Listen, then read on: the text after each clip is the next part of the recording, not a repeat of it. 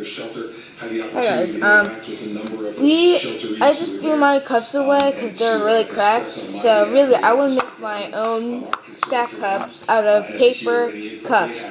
Really, you could make a hole in them like this,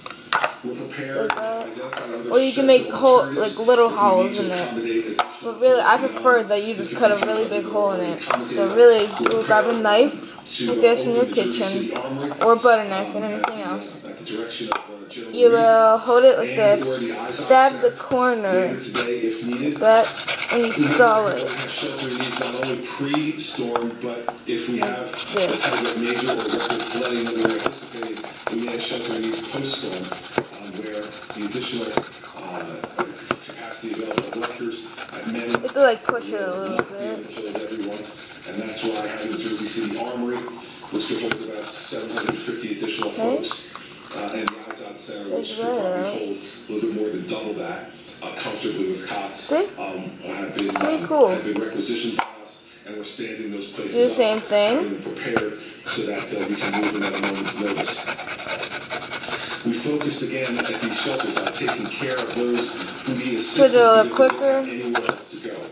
We would communicate to the special needs population in coordination with local police. You have to do that. If you just like try scraping it, it'll rip out the whole entire cup. Again, let me emphasize, next one. Before we really start getting into the gale force winds on the coast, if there are people who still are in areas that we've asked that they either voluntarily or in a mandatory way evacuate, and you haven't done that yet, please do so. Go to family, go to friends, go to co-workers, neighbors, to go to someplace that's safe, because there's going to come a point in time later on this evening when we're not going to be able to move you. And then you're going to have to ride out the storm wherever you are, which if it's in one of the places that we've identified as particularly dangerous, is not. You have to turn the cup, you don't turn the knife. You turn the cup. We're working with the American Red Cross and the Salvation do that. Army to ensure that there's No, you don't have to, you do this. Supplies at each of the sites, in addition to points of distribution set up across the state. The American Red Cross has done a good job, but is already kind of at its maxed out point here in the state. So we're asking everyone who have executed mutual aid agreements among municipalities and counties to lean on those mutual aid agreements. Once those are exhausted, the state will pretty fun to do most of the time. Like when you're bored, you can do this. Both in terms of personnel and in terms of food and water, as we need to. The Director of Homeland Security has ensured that we have some of those supplies as well. And so if we need to, we will do that. A few things I just want to clear up because there's rumors out there on the blogosphere about things. We've got a rumor in South Jersey that the Atlantic City Power Company was going to shut off power to everyone at noon. That's absolutely untrue. The BPU president has been in touch with the Atlantic City Power Company, and they have confirmed that they have no intention of doing that. They plan to continue to supply power as long as they permits them to do so to all of their customers. And so there's no truth to that rumor. So for those in South Jersey, we've heard these rumors across the board from blogs in South Jersey, people saying that their power is about to be turned off. That's absolutely not true. It's not going to be. Power will continue to flow. You might see a lot of dirt, like some of the paper stuff. So you might want to get a plate or you use your hand and put it in the trash. The power's loss is going to be due to the severity of the storm.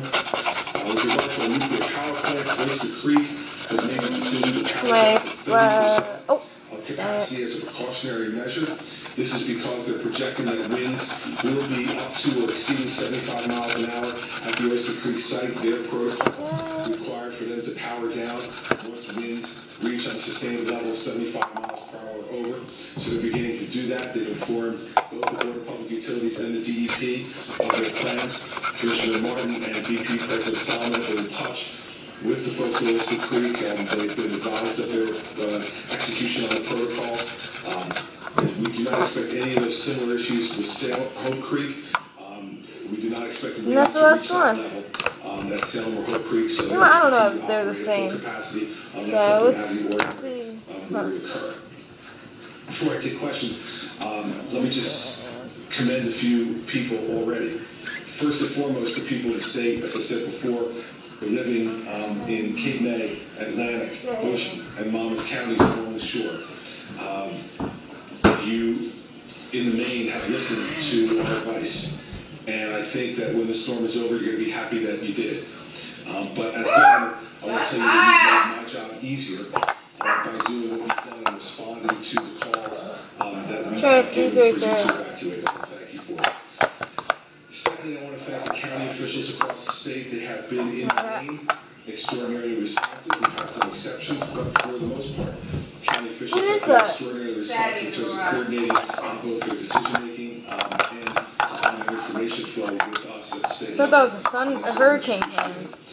The local mayors and council people and first responders and municipalities across the state have stood very strong.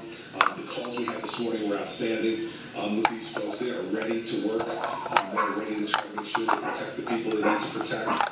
And their enthusiasm and steadfastness was really impressive in being on these calls this morning. Also want to thank the leadership of the legislature. I've gotten encouraging messages from Speaker Oliver. I don't know how to do things I spoke with her this morning. I spoke with Senator Sweeney 4 times over the last 2 days. Spoken with Senator Kane and Assemblyman DeCroce today as well. They've all been incredibly supportive.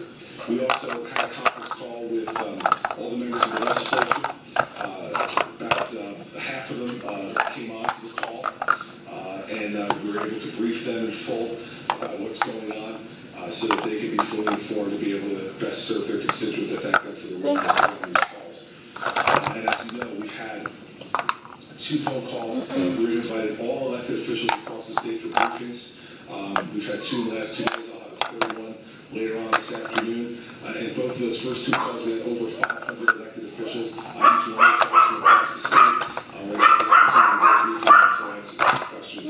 That's pretty much it. Here. Really, the poke little holes in it is pretty much the same by doing this.